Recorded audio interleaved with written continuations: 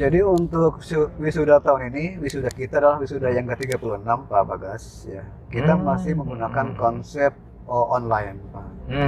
Karena dengar-dengar ya dari media bahwa di bulan Desember katanya akan sih terjadi kenaikan. akan terjadi kenaikan. Kita masih melihat situasi yang ada, Pak. Artinya karena wisuda ini juga membutuhkan kerumunan banyak orang ya. Iya. Kita masih melihat situasi yang ada. Tetapi untuk wisuda tahun ini karena diadakan di bulan Desember, kita masih menggunakan dengan sistem online tapi dengan support full media, Pak. Saya bilang, ya enggak lah, semua harus ngerasain lah, saya bilang gitu. Nah, cuman auto ice.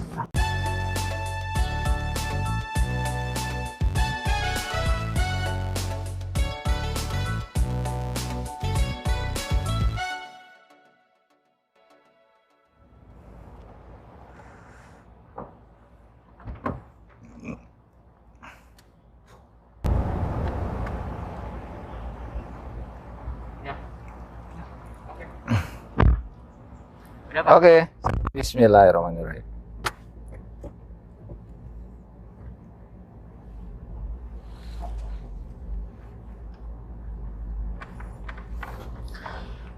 Antar gas sampai nyampe door katanya. Oke guys, kita mau jemput pejabat Poltek Syahid yang salah satu wakil direktur, jabatannya mantap. Nah, ini kampus Poltek Syahid. Kampusnya lumayan gede guys.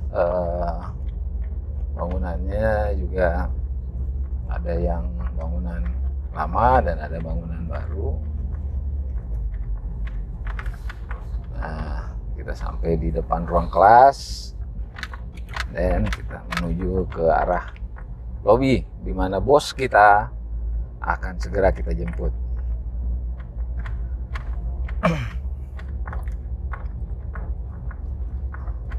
Ada musola. Kalau yang rajin sholat, nah ini bisa manfaatin musola.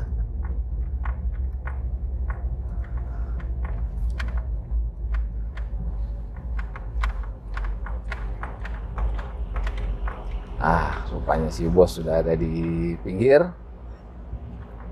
Ya. Selamat siang, Pak. Oke, silakan masuk. Saya bisa lepas kamera, Pak? Silakan. Lepas masker kali, Pak ya. Oh iya, masker, sorry. Ini saya jadi berasa ini, Pak, kayak Grab, Pak, Grab. Guys, selamat siang. Selamat siang, Pak. Kita kedatangan tamu yang cukup penting di Politeknik Syahid. Ya mungkin teman-teman sebelumnya tanya-tanya apa sih Politeknik Syahid. Nah, udah berapa lama sih Politeknik Syahid? Kalau dengar-dengar nama Politeknik kampus itu kan biasanya salah satu ukurannya tuh udah berapa lama nih kampus. Nah, sekarang kita tanya ke narasumber yang memang punya kompeten di untuk menjawab pertanyaan-pertanyaan teman-teman terkait Politeknik Syahid. Nah, silakan Pak Mur. Ya, Pak Bagas ya. Jadi Politeknik Syahid ini merupakan pendidikan tinggi di bidang vokasi berbasis ya pariwisata ya. Dulu awalnya adalah Sekolah Tinggi Pariwisata Syahid ya. Sebenarnya sejarahnya panjang sekali. Itu berdiri tahun 23 Maret ya, tahun 1983. Udah lama ya, Pak ya? Iya, awalnya itu namanya adalah Akademi ya, Akademi Perhotelan dan Pariwisata Syahid. Kemudian berubah menjadi Akademi Pariwisata Syahid. Tahun 2000 berubah menjadi Sekolah Tinggi Pertas Sahid. Nah, tahun 2018 berubah menjadi Politeknik Sahid. Artinya umurnya ya cukup lama berkiprah di Nusantara ini ya. Oke. Gitu.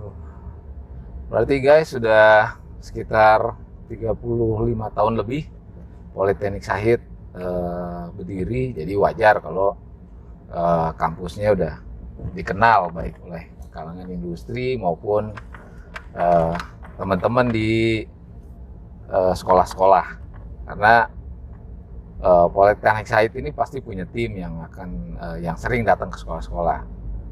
Nah, saya mau tanya nih Pak, kemarin di masa pandemi, di mana banyak sekali kampus yang bisa dibilang harus quote and quote melakukan efisiensi, sehingga banyak juga yang sampai karyawannya dipotong, akhirnya jumlah karyawan jadi semakin sedikit, ada yang sebagian katanya gajinya dipotong. Nah, saya dengar-dengar Politeknik Sahid enggak nih, hebat juga nih Pak, karyawan tetap jumlahnya, gaji juga nggak dipotong, terus ada natura segala katanya.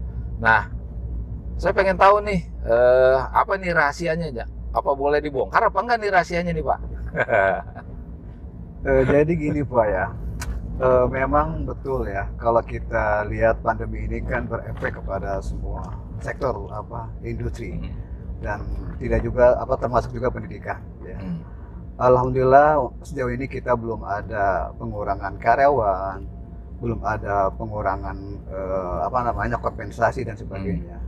Jadi yang kita lakukan itu adalah bagaimana kita punya program yang inovatif dan kreatif. Tetap pendapatan stabil ya dari sisi mahasiswa dan dari pendapatan yang lainnya. Bagaimana karyawan itu bisa tadi berkreasi, berinovasi agar supaya tadi tidak berdampak kepada pendapatan yang ada. Karena salah satu pendapatan itu kan untuk meningkatkan motivasi ya Pak. Iya, motivasi betul Pak. Karyawan. Kalau terjadi pengurangan pendapatan, otomatis motivasi juga berkurang, gitu sih. Betul Pak. Nah, sorry nih Pak, saya sambil belok-belok nih. Nah, kita sambil nyetir nih. Nah, berarti bagaimana? Sedangkan jumlah mahasiswa Poltek terpengaruh nggak tuh Pak? Yang jelas berpengaruh Pak. Artinya biasanya kita target kita ini kan dari sisi per tahun itu kan sebelum pandemi kan ya hampir mencapai target. Nah di pandemi ini kita ya berkurangnya cukup jauh ya dari target yang kita targetkan. Tapi dari sisi pendapatan ya kita maintain Pak. Artinya pendapatan bagaimana fleksibilitas pembayaran mahasiswa ini kita bisa diangsur secara bertahap, itulah yang membuat kita itu tetap stabil dan eksis Pak. Nah. Oke, berarti ada kiat-kiat tertentu ya Pak ya. Betul, yang Pak. Jadi strategi Politeknik Sahid untuk bisa bertahan di masa pandemi ini. Nah, mungkin teman-teman dari perguruan tinggi lain juga mungkin bisa mencontoh salah satunya Politeknik Sahid dengan strategi yang tadi Pak Mur sudah sampaikan. Nah, kira-kira nih Pak, kan industri sudah banyak nih Pak yang katanya sudah kerjasama dengan Politeknik Sahid. Berarti kan ada kepercayaan dari industri terhadap kualitas atau mutu lulusan dari Politeknik Sahid. Nah, di era pandemi apa nih Pak yang terjadi? Kan otomatis industri juga lagi melemah nih. Nah, kiat apa yang dilakukan oleh Politeknik Sahid nih Pak supaya teman-teman tetap bisa contohnya melakukan magang, kalau nggak salah kan kayak gitu ya Pak ya. Nah, sementara hotelnya juga sedang berkurang nih. Apa magangnya dihilangin gitu kali ya Pak? Gini Pak, bukan magang yang dihilangin, tetap kita juga harus memaintain kerjasama dengan industri. karena industri itu adalah apa namanya yang menerima ya, yang menerima apa namanya tenaga dari kita. Jadi kita yang mempersiapkan industri yang menerima. Artinya proses magang tetap berjalan Pak. Artinya kita win-win solution ya. Iya. Artinya yang model pemagangan yang kita rubah. Selama ini mungkin ya di hotel itu 6 bulan mereka magang dengan apa namanya ada kompensasi dan sebagainya. Nah sekarang ini di masa pandemi ini ya bagaimana tetap anak-anak ini bisa magang ya, mendapatkan keterampilan dan pengalaman di industri. Nah itu secara bertahap ya kita alokasikan penjadwalan dan sebagainya. Itu sih. Oh, oke. Nah berarti hubungan dengan industrinya kan sangat kuat nih Pak. Nah bagaimana sih atau apa upaya dari Politeknik untuk tetap menjaga hubungan dengan industri ini Pak? Nah kita ada program kerjasama Pak. Program kerjasama kita di Politeknik saat ini ada namanya program fakulty member. Artinya teman-teman yang dari industri yang belum memiliki pendidikan untuk diploma 4 atau sarjana terapan kita tawarkan. Begitu juga para GM atau para manajer bisa melanjutkan kuliah sambil proses tadi sharing dengan mahasiswa kita. Untuk sebagai model pembelajaran yang kita pola pembelajaran kita adakan di Politeknik Sahid. Sehingga kerjasama ini tetap berjalan walaupun di masa pandemi ini hotel lagi mungkin sepi. Tetap ini kita memaintain kerjasama ini harus kita lakukan terus menerus. Oke guys, itu kata kuncinya. Makanya emang kita berbicara dengan orang yang tepat sehingga ini kita tahu sebenarnya Politeknik Sahid di masa pandemi pun tetap eksis tanpa kita ini dulu Pak Mur, kita kayaknya harus drive thru dulu nih. Pak Mur mau apa nih, tertarik? Saya boleh kalau ada jus, saya boleh minum jus ya. Kalau nggak ada ya bisa teh panas, Pak. Wah. Saya nggak ngopi, Pak. Oh gitu. Iya. Masalahnya di McD ada nggak nih teh panas ya? Saya juga nggak tahu nih Pak. Coba kita order nanti.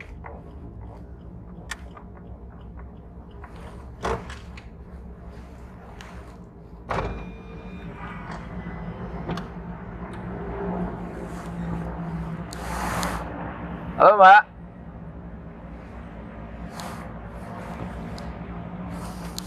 Nggak ada belnya. Biasanya langsung ini ada suara Iya. pemesanan. Silakan pesan di sini. Tulisannya sih gitu nih. Lagi off kali. Itu orangnya juga nggak ada Pak. Langsung ke payment aja kita. Ini kayaknya emang Indonesia nih kira-kira maunya keren tapi belum siap nih Pak. Kayaknya belum siap Pak jam segini untuk Oh, order kayaknya Pak. order ya. Jadi ada jam-jam tertentu bukanya. Oke, kita nanti aja di South City aja kali ya Pak ya. Boleh Pak.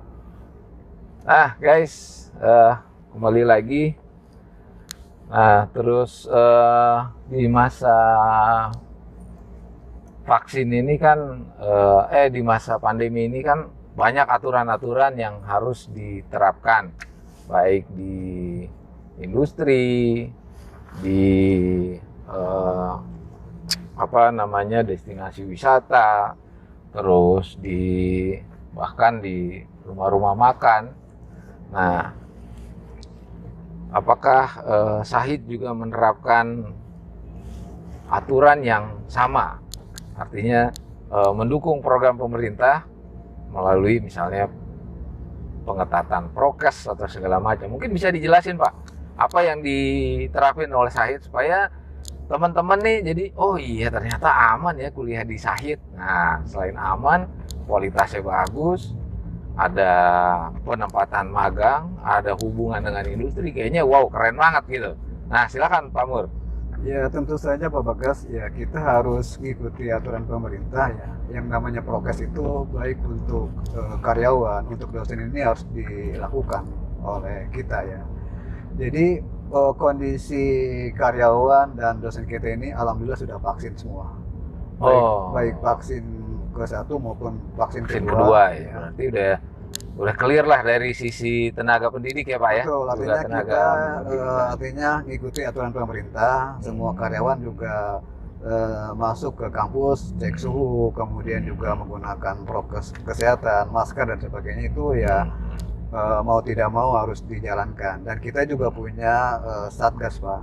Artinya Oke. satgas ini juga yang memantau, mengontrol tentang tadi ya kita melaksanakan ya perintah pemerintah ini ya. Nah. Artinya segala peralatan-peralatan kita disiapkan ini, alat pengukur suhu, kemudian hand sanitizer, begitu ya. juga dengan cuci tangan. Ya kita lengkapi semua. Itu sih. Nah, kalau bicara satgas nih, kita sering dengar juga satgas nih. Kayaknya di mana-mana banyak satgas. Nah, di kampus ini satgasnya itu dibentuk oleh pemerintah lokal atau oleh kampus sendiri nih, atas kesadaran kampus gitu loh, kepedulian kampus gitu. Jadi di kampus kita buat sendiri Pak Bagas. Ya, jadi ada orang yang memang dibentuk tim untuk konsen terhadap tadi ya pencegahan COVID ini ya. Tapi satgas ini juga kita kerjasama dengan satgas setempat di wilayah kita. Oke. Artinya pada saat kita mau ada kegiatan kita juga harus Konfirmasi ya. Konfirmasi. Oke. Dari sisi jumlah yang akan datang ya, kegiatan apa, dan kita juga selalu mereport Pak. Oke. Gitu. Kuliah juga masih pada saat pandemi pastinya online nih Pak ya.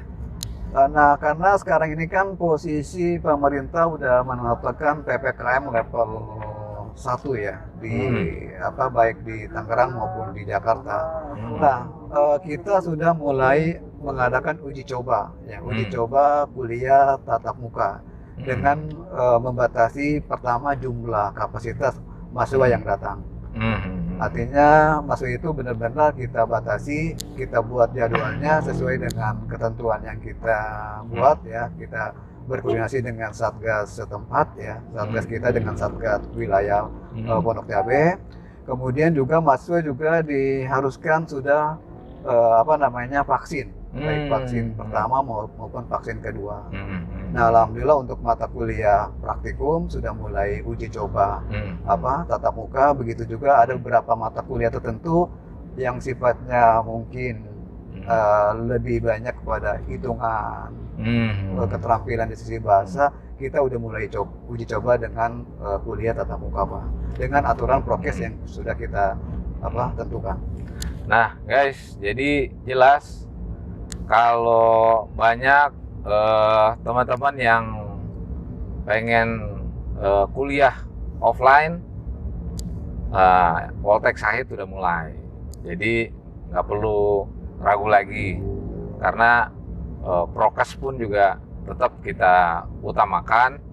Jadi silakan ajak teman, sampaikan ke orang tua bahwa Syahid aman. Nah, aman dan berkualitas tentunya. Nah, bicara selanjutnya nih Pak, ketika setiap tahun kita pasti ngadain namanya wisuda nih. Nah, nanti wisudanya nih offline apa online? Nah, tadi Bapak kan bilang udah level 1 nih. Nah, berarti kuliah juga udah mulai 50%.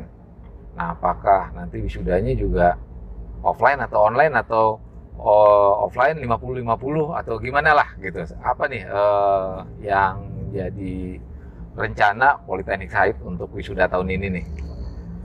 Jadi untuk wisuda tahun ini, wisuda kita adalah wisuda yang ke-36 Pak Bagas ya. Kita masih menggunakan konsep online Pak. Karena dengar-dengar ya dari media bahwa di bulan Desember katanya akan terjadi kenaikan. Kita masih melihat situasi yang ada Pak. Artinya karena wisuda ini juga membutuhkan kerumunan banyak orang ya. Iya, iya. Kita masih melihat situasi yang ada. Tetapi untuk wisuda tahun ini karena diadakan di bulan Desember, kita masih menggunakan dengan sistem online tapi dengan support full media, Pak. Oh. Jadi medianya kita atur apa namanya yang bagus sehingga nanti ini kesannya wisuda ini ya tadi kita virtual tapi ya secara tatap muka, Pak. Karena kita atur dari sisi media yang ada, kita support dengan peralatan-peralatannya ya yang membuat nanti mungkin beda dengan wisuda di tempat-tempat lain walaupun di sana secara online, Pak. Oke. Wah. Jadi wisuda online tapi rasa offline. Nah, jadi keren tuh guys. Nanti kita lihat deh kira-kira wisudanya kayak gimana sih, online tapi offline. Nah, ini keren banget nih. Ini satu inovasi nih pasti ini. Nah, tadi kita udah banyak bicara tentang kualitas, hubungan antar dengan perguruan tinggi, dengan industri. Nah, tentunya untuk membina hubungan dengan industri kan juga nggak gampang. Banyak kampus yang semuanya pengen punya hubungan dengan industri, tapi kenyataannya paling kalau kampus-kampus vokasi cuma sampai sebatas training. Nah, Syahid nih lebih jauh nih tadi. Pak Mur udah menjelaskan bahwa teman-teman di industri, terutama GM-GM-nya bahkan kuliah. Wah, kan keren banget tuh. GM kuliah di Poltek Syahid. Nah, kalau kita pengen jadi orang nomor 1, kita harus gabung dengan orang nomor 1. Katanya sih begitu. Nah, jadi informasi, teknologi, pengetahuan semua datangnya dari orang nomor 1.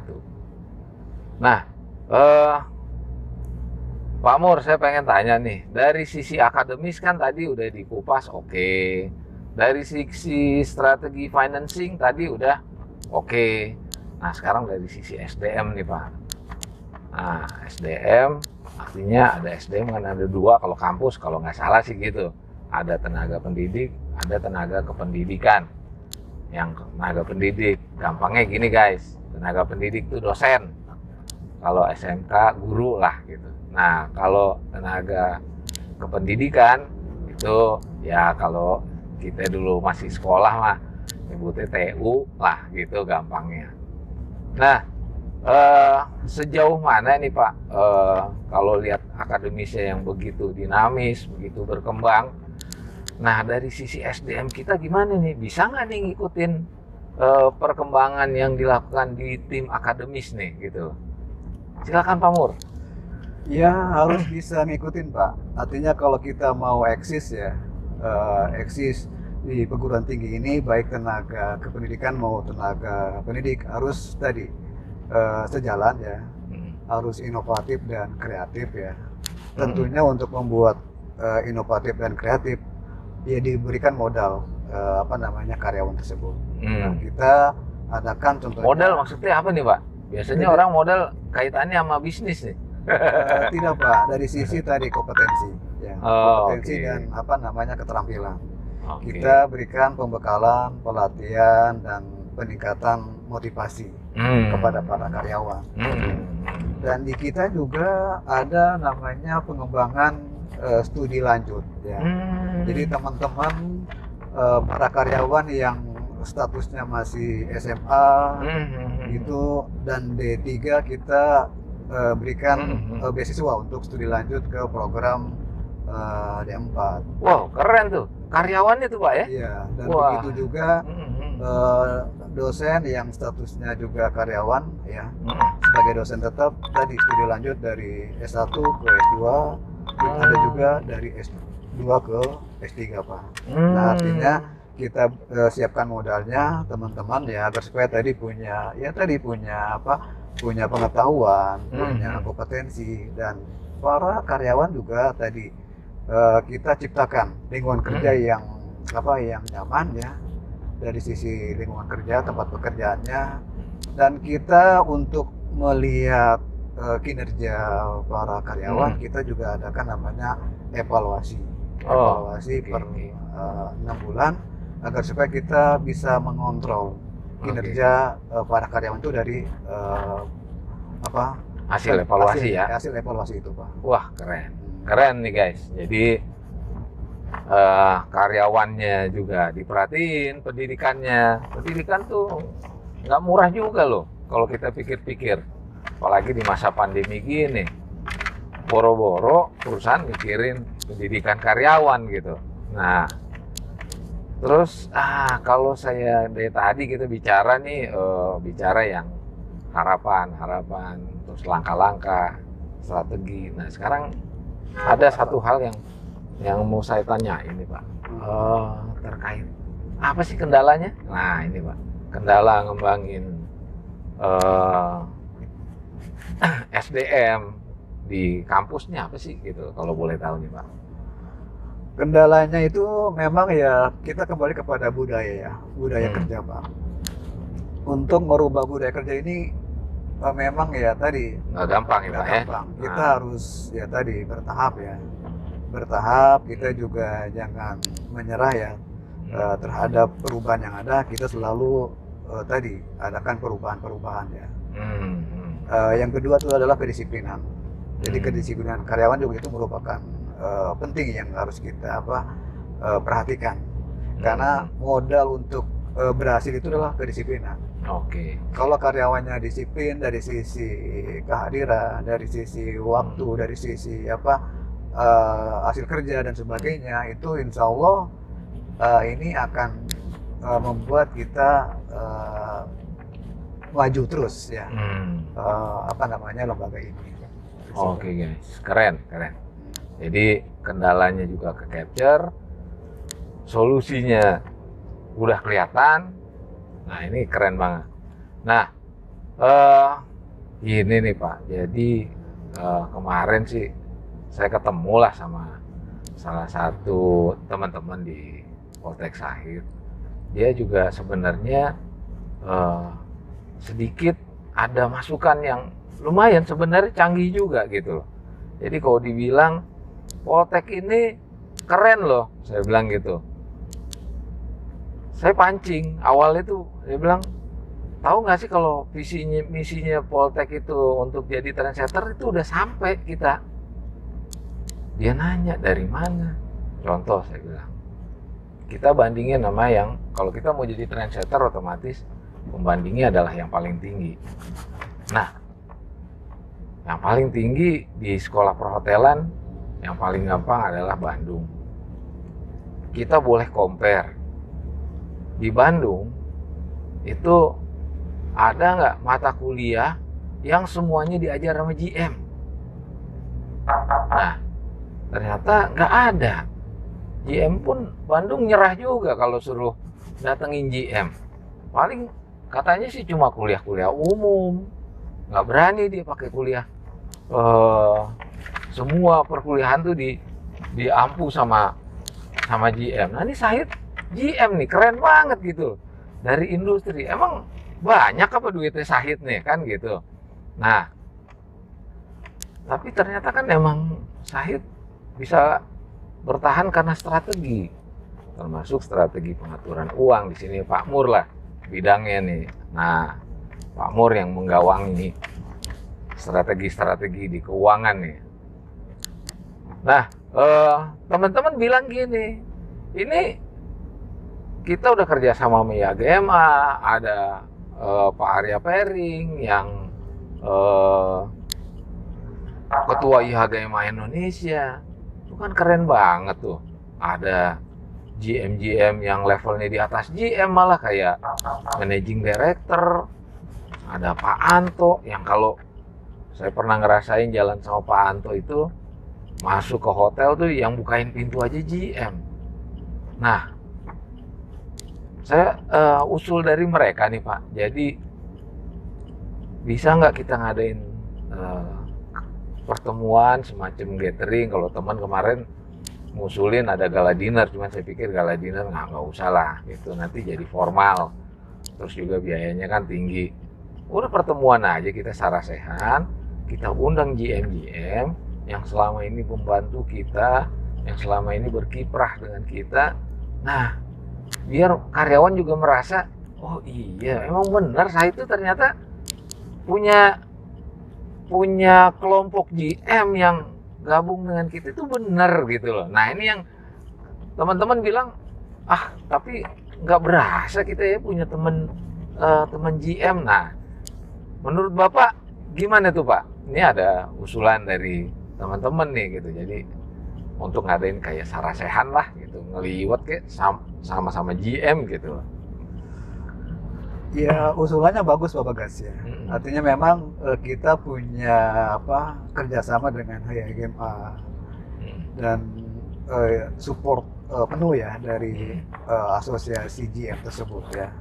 Bahkan mereka kan juga ada juga karyawannya juga studi lanjut ya di kita selain GM-nya. Nah, dan dia juga sharing product knowledge ya terhadap masukan kita.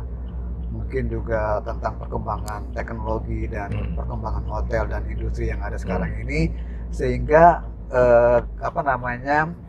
masuk kita ini kaya terhadap pengetahuan di bidang perhotelan. Nah, agar supaya ini juga diketahui oleh semua elemen sivitas kampus Pak, ini usulan ini bagus sekali. Jadi GM juga bisa sharing dengan karyawan-karyawan kita. Yang notabene kita juga sebagai pelaku pariwisata harus tahu tentang perkembangan yang ada di hotel itu seperti apa. Itu juga untuk membangkitkan motivasi para karyawan Pak.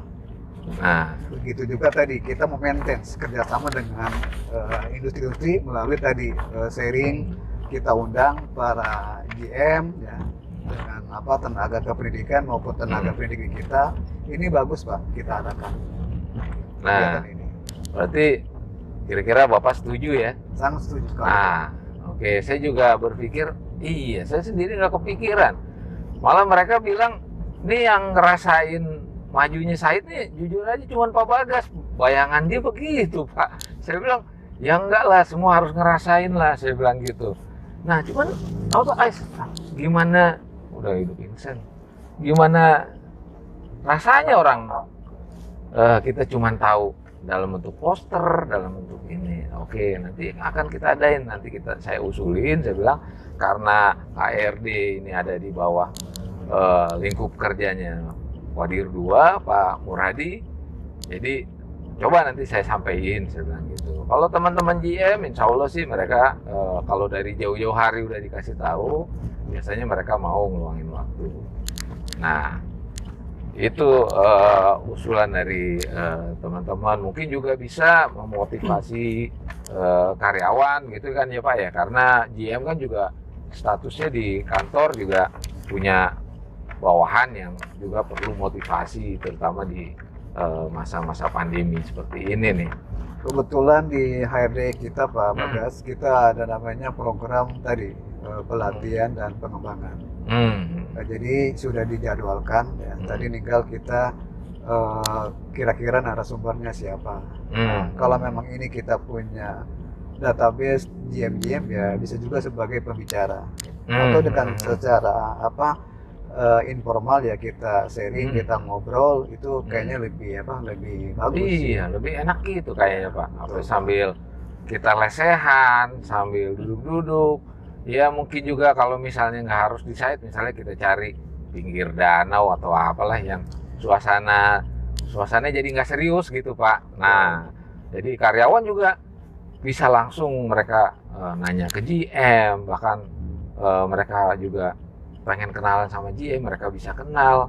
Nah, itu yang harapannya teman-teman di tenaga kependidikan gitu. Nah, ini yang saya pikir perlu juga nih Pak, jadi supaya semua elemen atau semua sivitas akademika di Poltek Sahid itu bisa ngerasain perkembangan kemajuan yang ada di Politeknik Sahid.